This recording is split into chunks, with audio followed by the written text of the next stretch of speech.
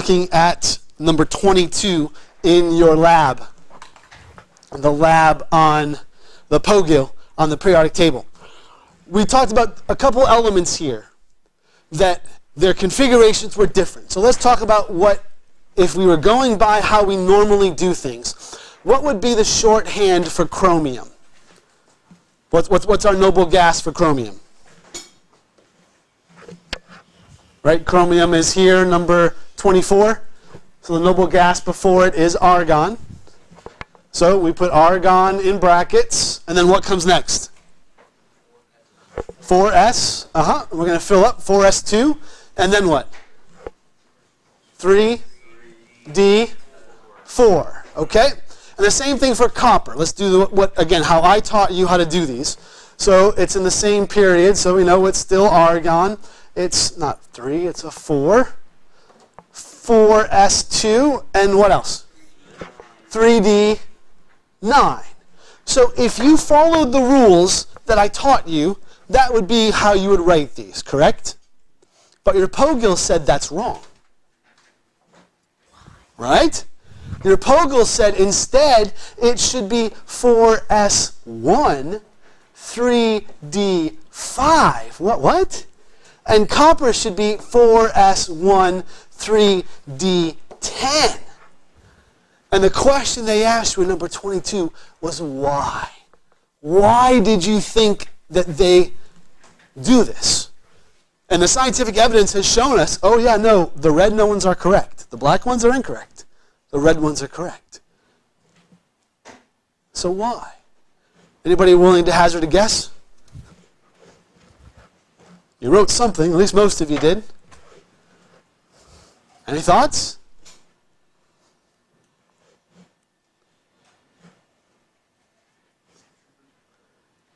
Nobody looking me in the eye, everybody looking down at their material. Okay, flip to that very last page of your POGIL. So go one more page from where you are now. And there's that energy levels diagram, right? The one that's there, page 18, it says the electron energy levels. For the 3D sublevel, how many blocks are there? There's 5, right? So I'm drawing terrible little rectangles. Okay, how many does D hold? How many electrons does the D sublevel hold? 10, right? So what they're saying is, it's like, remember we talked about this hotel model, this hotel thought, that each sublevel is like a hotel that's divided into rooms, right? Each floor has different rooms it's divided into. So the D sublevel is like a hotel floor that only has 5 rooms. And when these electrons come, they want to be put in individual rooms, right? Each room has 2 beds, but if I've only got 5 people checking into that floor, we're going to put them each in their own room. Does that make sense? Okay? And so for chromium, what happens is, even though normally we would think only 4 of those rooms would be occupied, it's actually more stable.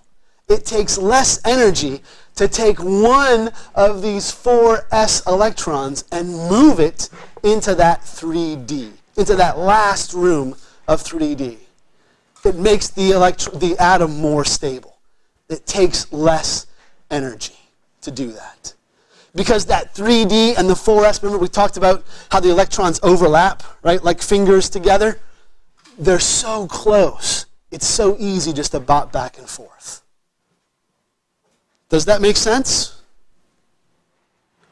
And for copper, it's the same thing. But instead now I've got 10 electrons. So therefore, I'm going to go ahead and fill up both beds in that room. So that all of the 3D sublevel has all their spaces filled. All 10 electrons fill it up. And the one little extra one, that goes up into to energy level 4. Does that make sense?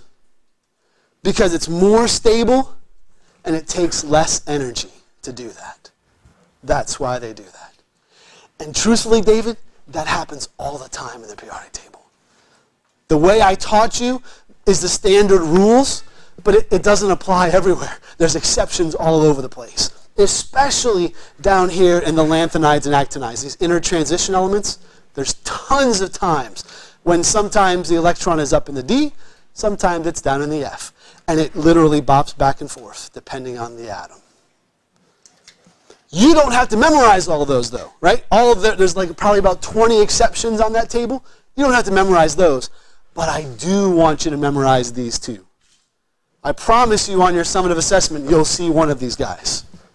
Right? Because I'm going to ask you to write me electron configurations, the shorthand and the longhand. I promise you, you'll see one of these. And I won't say, hey, Samuel, don't forget, this is an exception. I expect you to know. Right, so you should write them this way. Not in the black is incorrect. So if I wrote the black incorrect, it would be incorrect. Yep, you'd lose points on your test. Sorry? Just for copper chromium. You don't have to know all the other exceptions. In other words, even if I gave you one that was an exception, I don't expect you to know that. You should write it the way I taught you to write it.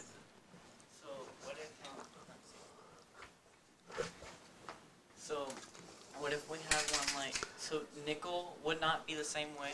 Nope, nickel, you're going to call it 4s2 3d8. Okay. Yep, you use the conventions that I taught you for every other element except for those two. It's only copper and chromium to fill up the rooms. Right. And again, there are lots of others that do that. So if you actually were to go onto Wikipedia and look up a list of every element's electron configuration, you would see lots of exceptions. I only want you to know those two. Oh, so in the two examples, you showed electrons in the lower level jump to the higher level. Let's do like higher level jump back to the lower level. I mean, theoretically, like if you look on the sheet there, the 4s is actually, well, no, the 3d is higher. You're correct. It went from the lower up to the higher, right? Because 4s fills up before 3d normally. So yes, it can move between the two of them. It just depends on the atom. Okay? Are you with me, friends? And again, you will see this on your assessment. That's why I'm recording this now. Thank you.